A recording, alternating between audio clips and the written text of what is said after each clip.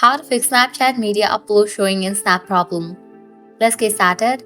The very first thing you want to do is update your Snapchat to its latest version. For that, launch your App Store or Play Store, then search for the app Snapchat. After app appears, you'll find the option of Open or Update. If you find the option of Update over here, just click on it and update the app to its latest version. Then you can launch it.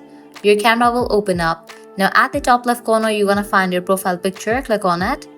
Navigate to the settings icon given at the top right corner.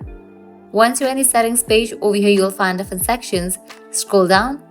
Head over to the section of support and feedback.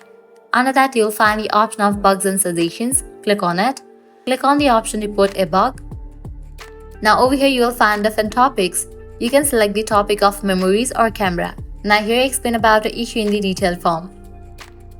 Also you can add the photos and videos. Click on choose topic, you can select the camera roll and then submit it. By this, Snapchat support team will get back to you. You can have the conversation with it and with that your problem will be resolved. This is how you can fix Snapchat media upload showing in Snap problem.